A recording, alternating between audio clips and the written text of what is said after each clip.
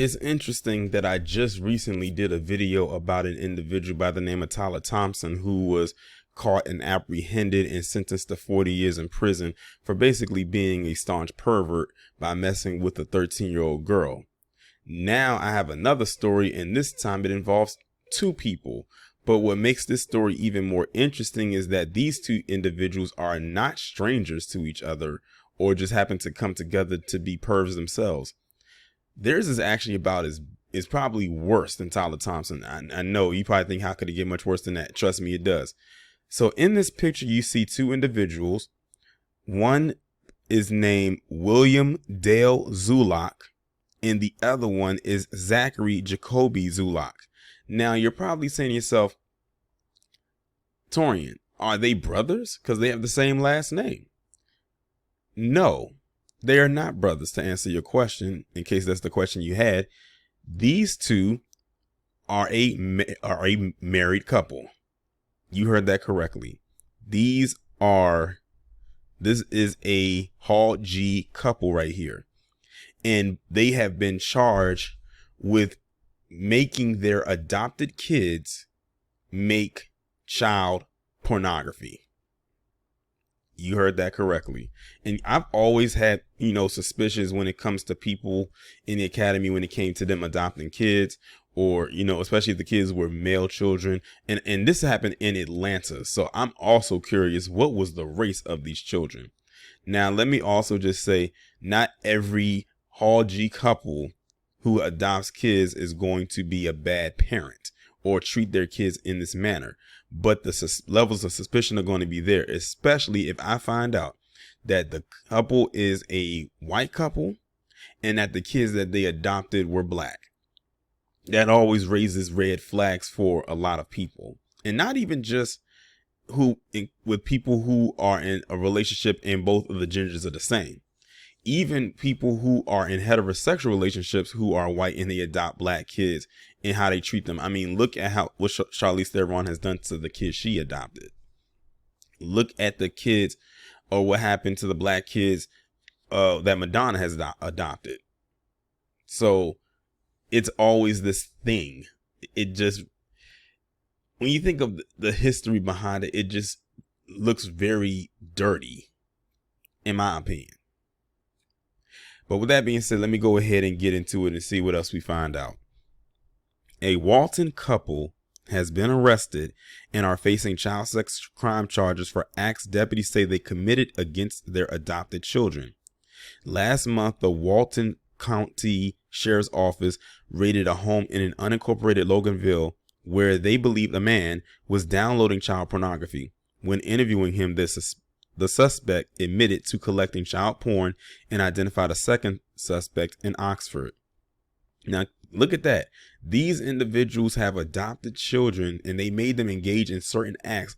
And also, they were downloading the child pornography themselves. So you can only imagine what they were also doing to those kids and making those kids possibly do to each other or do to them. The suspect told deputies that the other suspect was making the child porn with at least one child who lived in his home. The first suspect's identity has not been released. Deputies were able to get arrest warrants for both adult men living in the home.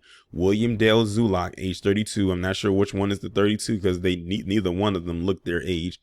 And Zachary Jacoby Zulock, age 35. Again, whoever this belongs to, they don't look their age either. Walton County's Division of Family and Child Services joined deputies in responding to the home to help protect the two children in the home.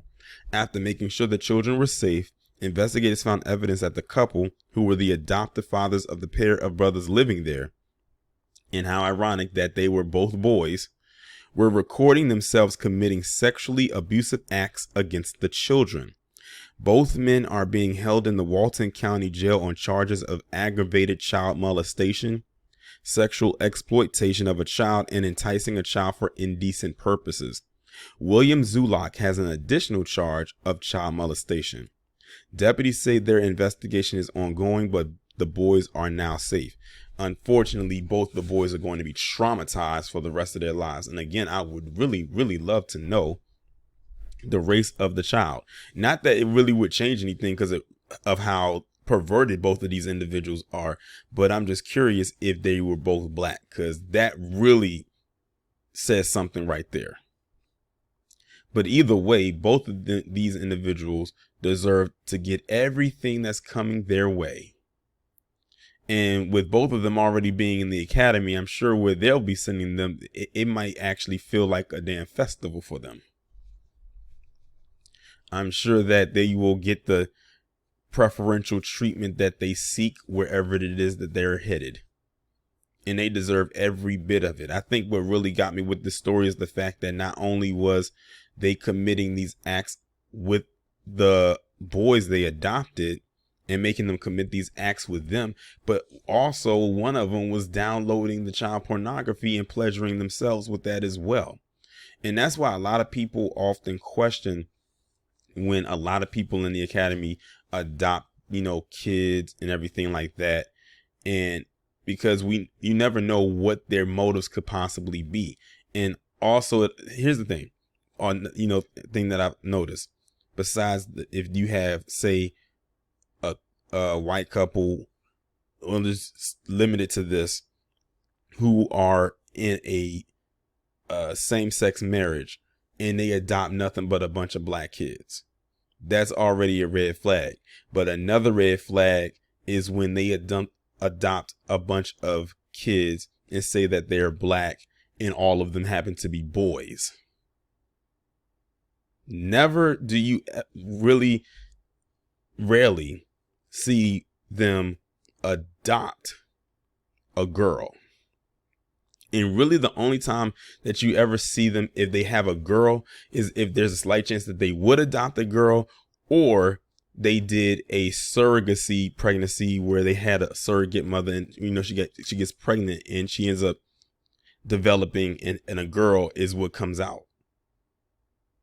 I know I'm not the only one that's noticed that, but that's just something I noticed, because this story also reminds me of, well, minus the child pornography part, although that could have possibly been in there as well. There was another white same-sex couple, two men, who adopted a bunch of black children, and all of them were black boys in a very a range of ages, like from young to teenage age. And when they were talking to them or interviewing them, you could tell that the teenager just didn't want to be there. You can tell that he knew what was going on in that home, and that these guys were just putting on a front, and they were putting on an act and all types of things like that. Then you also got to think of, if you don't want to talk about when it comes to the two men, think about what happened with Devontae Hart and his family with the two white women. And that was a tragedy in and of itself. That's why a lot of people side eye when things like this happen. Now, I know I'm kind of reaching a little bit because we don't know what the racial identity of these boys are that were living in their home. But I was just saying, because this was in Atlanta, and we know Atlanta has a huge black population, you just never know. But like I said before, even if the boys that were in this situation aren't black, it's still a very bad look at the end of the day, because they put these kids in a very traumatizing position that they should not have been in. I noticed they also didn't mention the age of the boys, and I guess that's probably because they don't want people to try to figure anything out as far as their age is concerned. Unfortunately, now, because of what they did, and these kids were adopted, which means they was already in the system before. Now, because of what they made them do, now they're going to be back into the system. If they weren't already traumatized being in the system before, they're even more traumatized now, because they got traumatizing treatment living with them. And now they're about to go back into a traumatizing environment. Hopefully they, find a very suitable home for them, away from these crazy people such as these two. But it also says another thing too, because another thing I noticed when it comes to the adoption thing, you know how hard it is for a lot of black couples to adopt? And I'm talking about black heterosexual couples. And it's also hard for a lot of, like, say, single black dads to adopt, because they always like to say they need to be in a 2-parent household and things like that. They want them to have the whole family and whatnot. But they'll be quick to let people like them adopt. Like, think about it. Going back to the Devontae Hart situation. They were quick to allow these 2 random white women who was in a same-sex marriage adopt all these black kids. But when Devontae Hart's, I believe his aunt or some relative of his, I think grandmother, I forgot who it was, tried to get them, they was not allowing it to happen. I don't have to go into a whole diatribe about that whole situation. It was just a tragedy all the way around. And by the time people figured out what was going on, it was already too late. But yeah, hopefully these 2 right here get exactly what they deserve. And I feel like they should get exactly just that.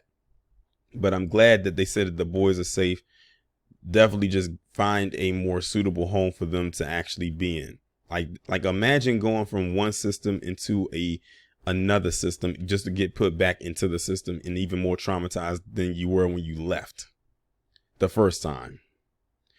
But that's going to end my commentary right there. Y'all let me know what you think down in the comments. Like and share the content on your social media platforms. Be sure to subscribe if you are new. Have that bell click to be notified whenever I upload a new video or go live.